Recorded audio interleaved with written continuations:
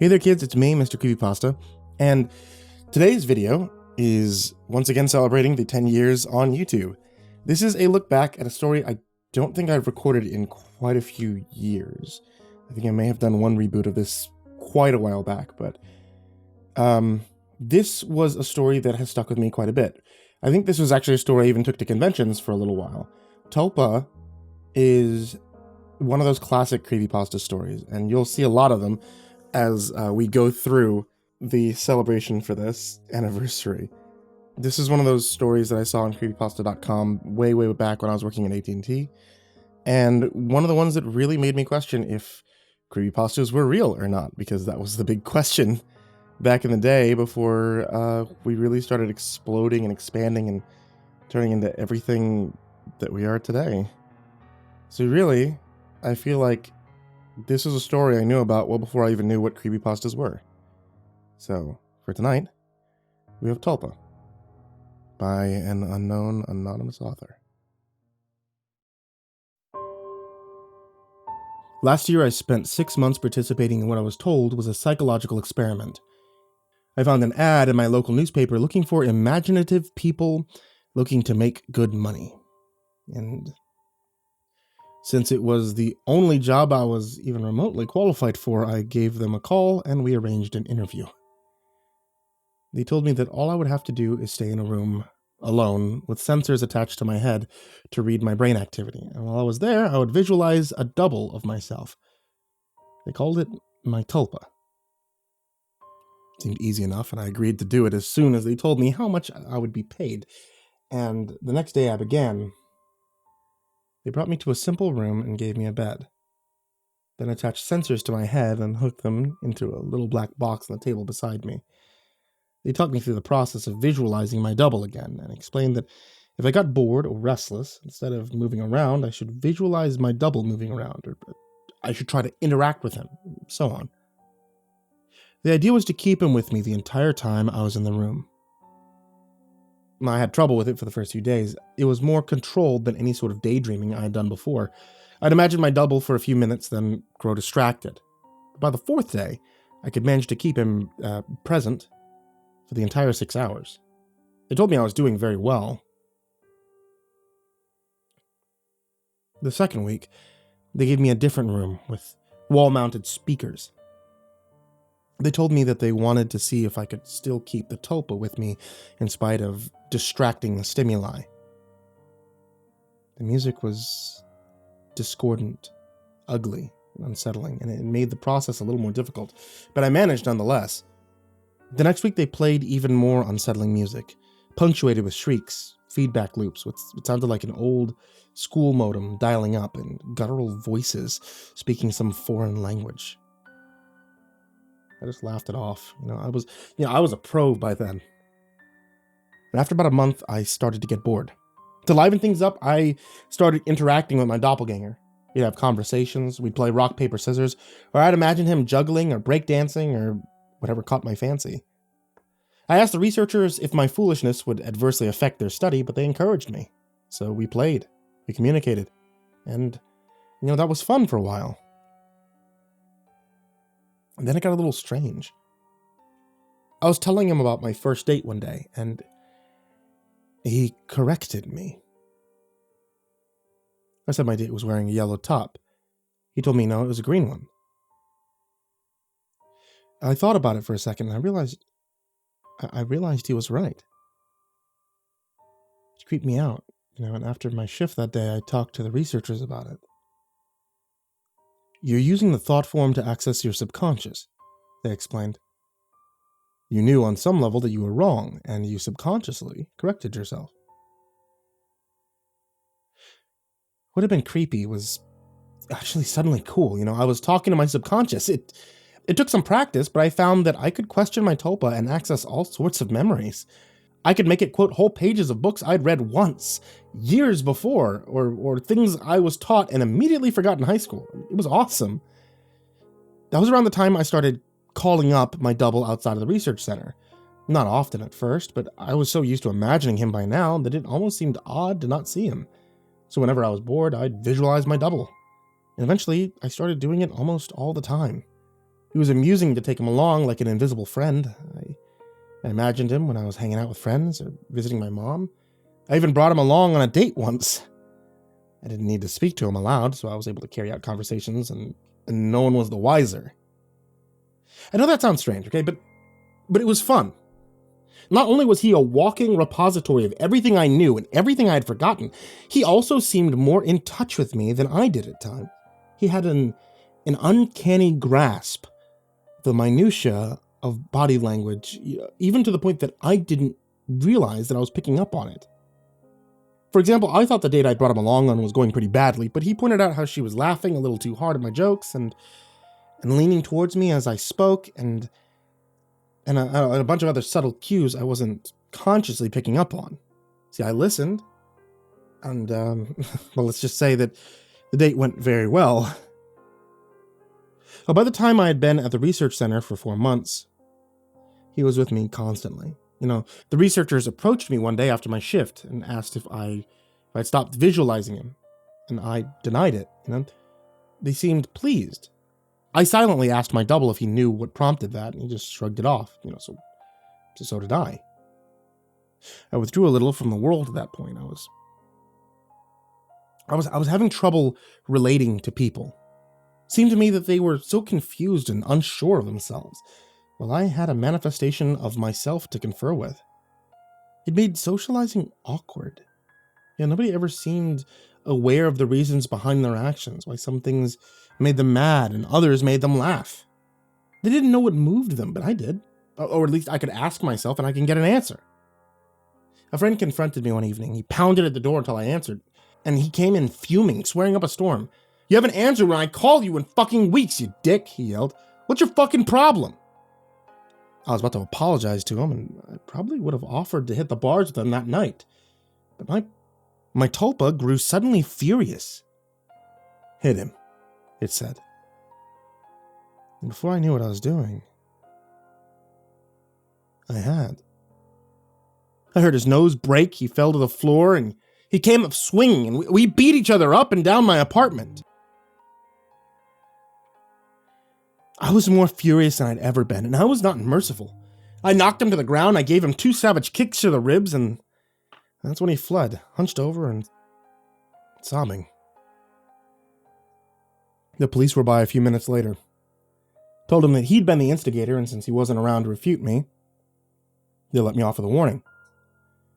My Tulpa was grinning the entire time. We spent the night crowing about my victory and sneering over how badly I'd beaten my friend. It wasn't until the next morning when I was checking out my black eye and my cut-up lip in the mirror that I remembered what had set me off. See, my double was the one who had grown furious. It wasn't me. I'd been feeling guilty and a little ashamed, but he'd goaded me into a vicious fight with a concerned friend. He was present, of course. He knew my thoughts. You don't need him anymore. You don't need anyone else, he told me. And I felt my skin crawl. I explained all this to the researchers who employed me, but they just laughed it off. You can't be scared of something that you imagined, one told me. My double stood beside him and nodded his head, then smirked at me. I tried to take their words to heart, but over the next few days I found myself growing more and more anxious around my Tulpa, and it seemed that he was changing. He looked taller, more menacing. His eyes twinkled with mischief, and I saw malice in his constant smile. No job was worth losing my mind over, I decided. If he was out of control, I'd put him down. I was so used to him at that point that visualizing him was an automatic process, so I started trying my damnedest to not visualize him. It took a few days, but it started to work somewhat. I could get rid of him for hours at a time, but every time he came back, he seemed worse. His skin seemed ashen. His teeth more pointed. He hissed and gibbered and threatened and swore. The discordant music I'd been listening to for months seemed to accompany him everywhere. Even when I was at home, I'd relax and slip up, no longer concentrating on not seeing him, and he'd be there. And that howling noise with him. I was still visiting the research center and spending my 6 hours there. I mean, I needed the money. I thought they weren't aware that I was now actively not visualizing my tulpa. But I was wrong. After my shift one day, about 5.5 months in, 2 impressive men grabbed and restrained me, and someone in a lab coat jabbed a hypodermic needle into my body. I woke up from my stupor back in the room, strapped to the bed, music blaring with my doppelganger standing over me, cackling. He hardly looked human anymore. His features were twisted, his eyes were sunken in their sockets and filmed over like a corpse's. He was much taller than me, but hunched over. His hands were twisted, and his fingernails were like talons. He was, in short, fucking terrifying. I tried to will him away, but I couldn't seem to concentrate. He giggled, and he tapped the IV in my arm. I thrashed in my restraints as best I could, but I could hardly move at all. They're pumping you full of the good shit, I think. How's the mind? All fuzzy? He leaned closer as he spoke. I gagged. His breath smelled like spoiled meat. I tried to focus, but I couldn't banish him. The next few weeks were terrible. Every so often, someone in a doctor's coat would come in and inject me with something or force feed me a pill, and they kept me dizzy and unfocused and sometimes left me hallucinating or delusional. My thought form was still present, constantly mocking. He interacted with, or perhaps caused, my delusions. I hallucinated that my mother was there, scolding me, and then he cut her throat and her blood showered me. It was so real that I could taste it. The doctors never spoke to me. I begged at times, screamed, hurled invectives, demanded answers. They never spoke to me. They may have talked to my tulpa, my personal monster, but I'm not sure. I was so doped up and confused that it may have just been more delusion, but I remember them talking to him. I grew convinced that he was the real one, and I was the thought form. He encouraged that line of thought at times, mocked me at others. Another thing that I pray was a delusion was that he could touch me. More than that, he could hurt me. He poked and prodded at me if he felt I wasn't paying enough attention to him. And once he grabbed me and he squeezed till I told him that I loved him. And another time he slashed my forearm with one of his talons. I still have a scar. Most days I can convince myself that I injured myself and just hallucinated that he was responsible. Most days. Then, one day, while he was telling me a story about how he was going to gut everyone I loved, starting with my sister, he paused. A querulous look crossed his face and reached out and he touched my head, like my mother used to when I was feverish. He stayed still for a long moment, then he smiled. All thoughts are creative, he told me. Then he walked out the door. 3 hours later, I was given an injection and I passed out. I awoke unrestrained, shaking. I made my way to the door and I found it unlocked. I walked into the empty hallway, and then I ran and I stumbled more than once, but I made it down the stairs and out into the lot behind the building. And there I collapsed, weeping like a child. I knew I had to keep moving, but I couldn't manage it. I got home eventually. I don't remember how. I locked the door. I shoved the dresser against it. I took a long shower, and I slept for a day and a half, and nobody came for me in the night. Nobody came the next day or the one after that. It was over. I'd spent a week locked in that room, but it felt like a century. I had withdrawn so much from my life beforehand that nobody had even known that I was missing. The police didn't find anything. The research center was empty when they searched it. The paper trail fell apart. The names I'd given them were aliases. Even the money I'd received was apparently untraceable. I'd recovered as much as one can. I don't leave the house much, and I have panic attacks when I do. I cry a lot, I don't sleep much, and I have nightmares when I do. It's over, I tell myself. I survived. I used the concentration those bastards taught me to convince myself. And it works. Sometimes. Not today, though. You see, 3 days ago, I got a phone call from my mother. There'd been a tragedy. My sister being the latest victim in a killing spree, the police say. The perpetrator mugs his victims, and then he guts them. The funeral was this afternoon. It was as lovely a service as a funeral can be, I suppose. I was a little distracted, though, because all I could hear was the music coming from somewhere distant. Discordant, unsettling stuff that sounds like feedback and shrieking and a modem dialing up. I hear it still.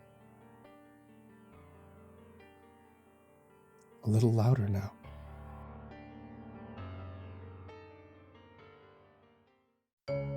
Hey there kids, it's me, MrCreepyPasta, and I wanted to give you a big thank you for sticking with me through the entirety of this video, or podcast episode, or what have you, and for staying with me for the past 10 years. It's been a hell of a ride, and I couldn't do any of it without you. And I want to give a very special thank you to all of you who support me on Patreon, because quite honestly, you guys help me keep the lights on in my house, and I can't thank you enough for that.